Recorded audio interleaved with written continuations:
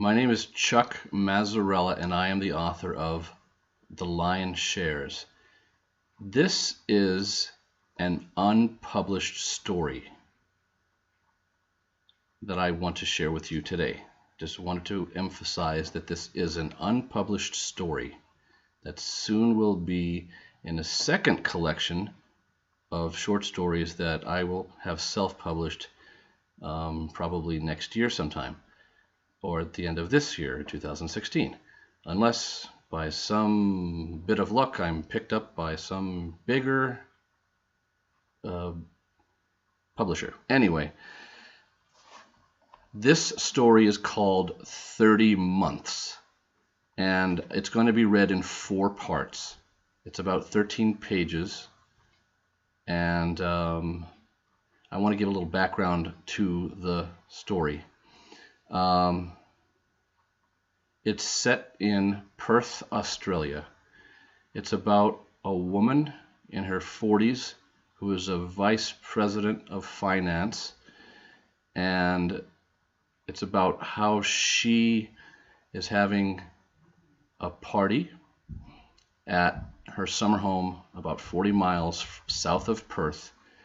And the story also entails how she's involved with a man, but she's looking to replace him with someone better.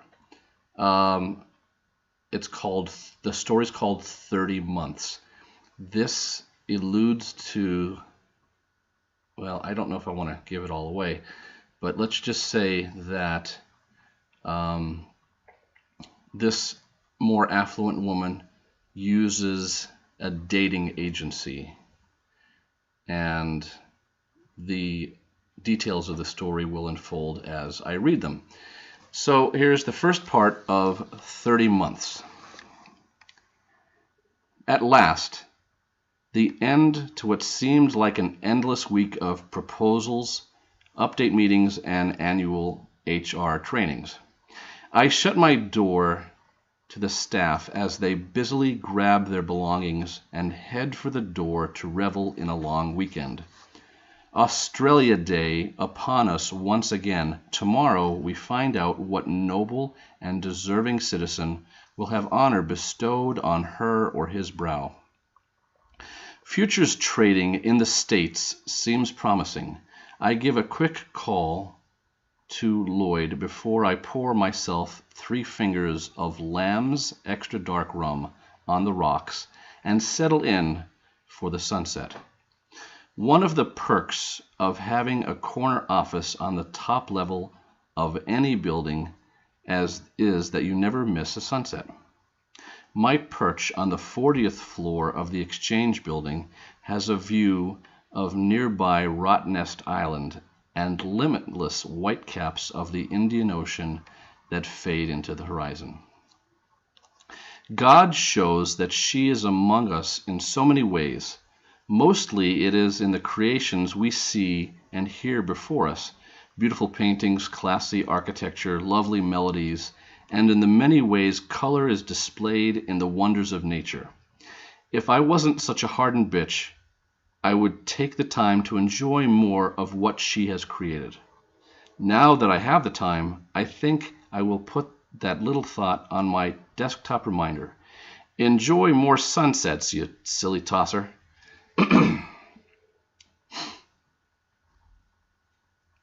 I switch on the satellite radio and decide on some light classical to ease the nerves and give a smart backdrop to the setting sun. The once azure sky lightens as it caresses hues not found in any box of crayons. Artists must have a hell of a time trying to recreate the subtle shades of pink, gold, orange, and purple that fill the sky at the end of the day. Only our sun can work so magically with the sky to create something the hand of man or woman alone only would stumble at in their attempts. Sometimes an almost indescribable depth to the sky is seen. The combination of rum and Chopin aid in relaxing my usually taut neck and lower back muscles as I gaze out my tinted windows. I feel a calm I so rarely feel and become lost in my thoughts as I am witness to this display before me. I think of how I can incorporate more stillness into my sometimes agitated life. I am not one for meditation or inspirational posters, but I should appeal to my senses more with incense, candles, and music. I recall the recommendations of a previous lover who was less grounded than myself. Perhaps I will follow his suggestions now. The end of another cycle is near, and I will have to interview a new batch of applicants, those lucky blokes. Luckily, I will avoid the revered holiday for lovers, having conducted interviews by then. The promoters of Valentine's Day should be forced to watch a day of romantic comedies while eating jars of marmalade. It is a holiday for candy companies and those who sell greeting cards. Money is wasted on lingerie and flowers, and still heartache remains while some guy thinks he is God's gift to females. Someone has to come along and yank his heads from the clouds and remind him of what a mirror is. If some men spent more time listening than going to the gym, they would not always be in search of a quick lay. Another slurp of fermented molasses helps center me on the loveliness before my eyes. The man I am currently seeing is also not fond of that fake holiday. I am not upset. We agreed that it was superfluous and dinner at one of our lofts would suffice. In the 2 years I've known Vider Bialis, he has done more to make me feel content than some 5 quid greeting card ever could.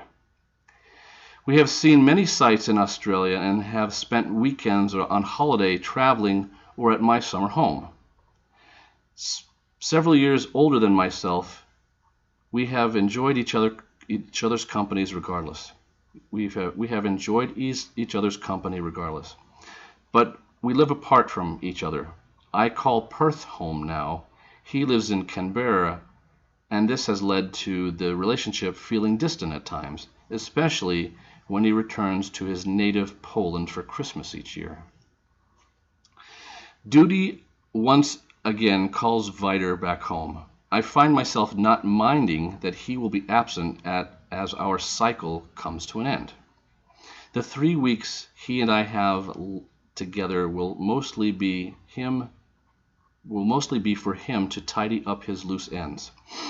We will reunite shortly, but our time together will soon be over. After that, someone else will come along to take his place. This is the way I like it, and for me, this way it shall remain. I tried more traditional dating routes when I was younger and not as lucrative.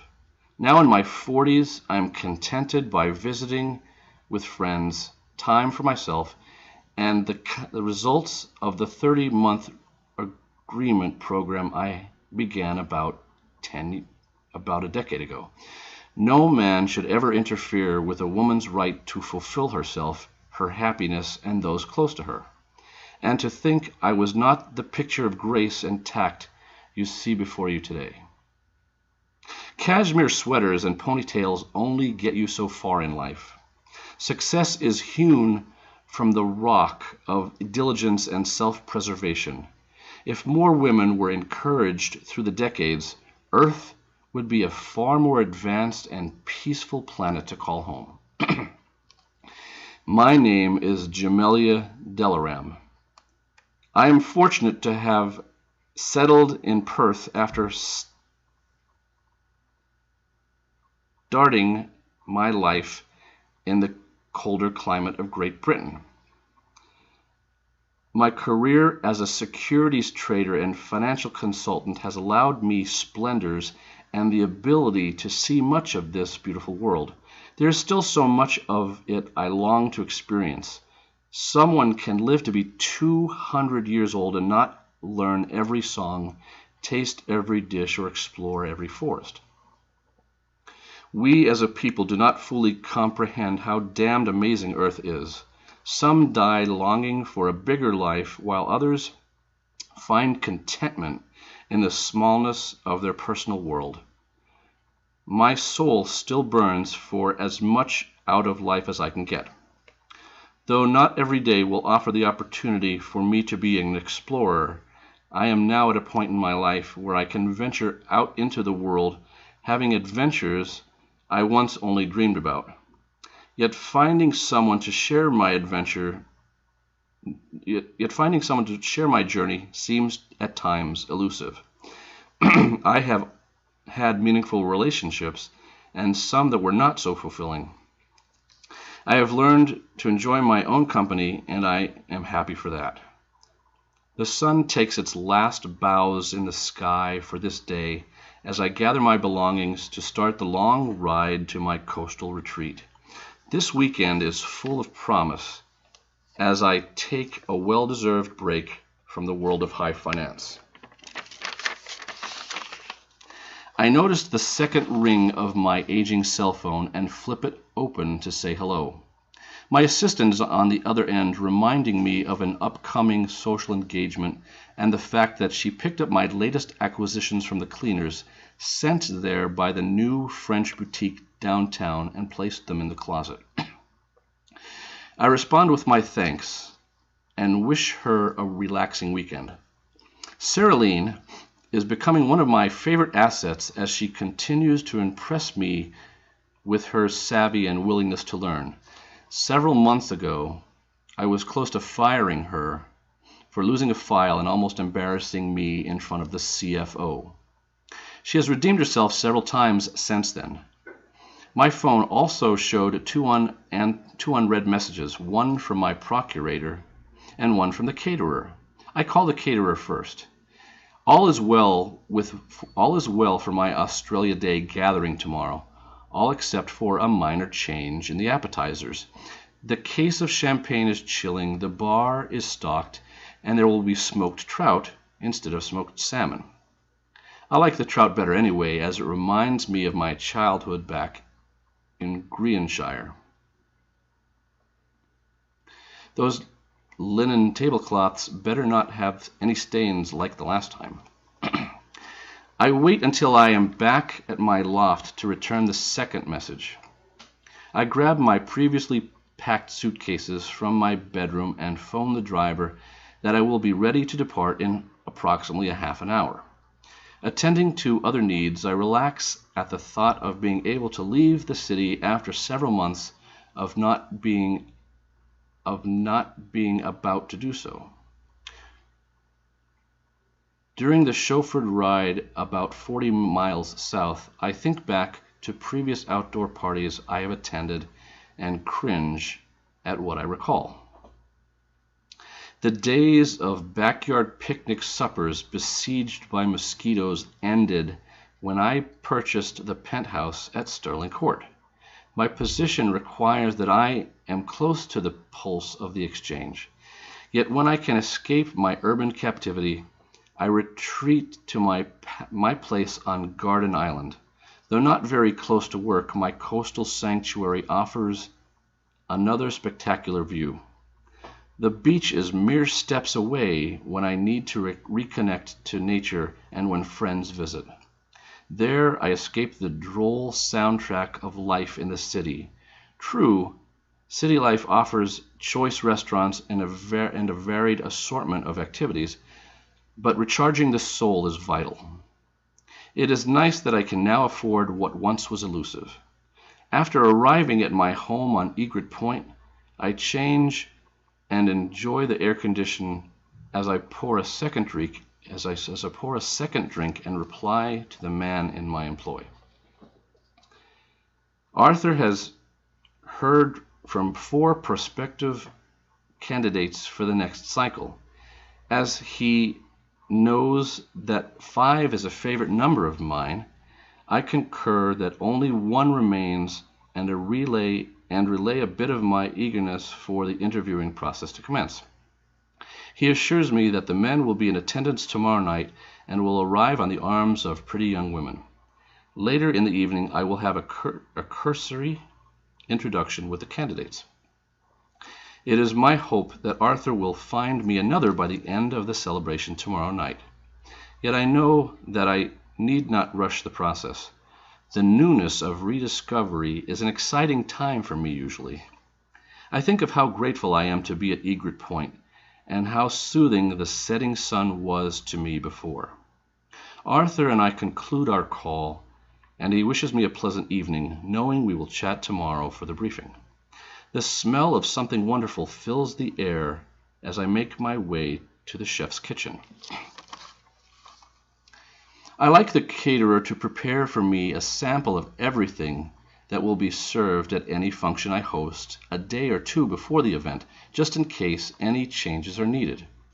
It makes no sense to me to have a full-time cook when I'm rarely at this grand home, and I know how to take care of myself when in the city. The chef has prepared a pretty assortment of canapes, lobster Newburg, fondue, and I even see a huge crystal bowl of colorful punch in the largest bowl I've ever seen. Caviar and toast points also lay before me on the coral marble countertop. Dessert appears to be miniature fruit tarts and an assortment of tiny cream pies. I sample most everything and am pleased. This staff will definitely get a bonus. I convey my gratitude to the chef and his staff and make my way to the ballroom. Tables are in the final stages of adornment as I gaze upon a splendid sight. The floor-to-ceiling windows reveal a brackish sea and reflected moonlight as the moon struggles to escape from shapely cumulus clouds. Thankfully, no storm is near to dampen the country's spirits as we prepare to revel. Summer is at its height, and we soak up the warmth of the days while enjoying respite at night. The cool of night in Australia is welcomed when we often simmer under the midday sun during the sometimes stifling summer months. I open the French doors that lead to the patio and rest under the umbrella of the outdoor seating. Tomorrow I will venture to the shore's end for a quick dip before my guests arrive. I light a cigarette, and as I sip my oaky but sweet red wine. The only missing element now is the call of a loon. My prayer goes unanswered. I am sure seabirds frolic nearby nonetheless. I decide that I will watch a movie or nature documentary and make note to look into the existence of loons near the seashores. For now, a calls of the wild CD will suffice. Catering and other staff departed, I set the alarm, crank the stereo, and walk into the ample glass-walled shower. Having a central speaker system installed throughout the house was a grand idea. I wish I had thought of it.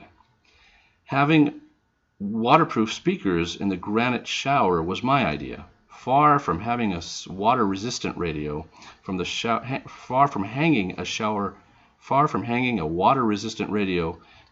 shower pipe in my childhood family bathtub. Why my father never built another bathroom for the 5 of us, I'll never know. How we survived on 3 bedrooms and 1 bath is beyond me. May I never be in such a hovel again. No retirement or old-aged homes for this ornery lady. Peppy American jazz from New Orleans reverberates off the walls as a loofah makes it. Peppy American jazz from New Orleans reverberates off the walls as a loofah makes it places most men will never be. The damned shampoo reddens my eyes, and I apply drops to ease the burn. Despite how diligent I may be, not every aspect of my manicured life is free from snags. Into each life some rain must fall. The small hiccups in life keep us grounded so we do not become too full of ourselves. I drift off listening to music. I drift off listening to music from a more romantic era. I awaken to a clear sky and prepare for my swim in the waves. And that's the end of part 1 of this, well, probably 4-part story called 30 Months.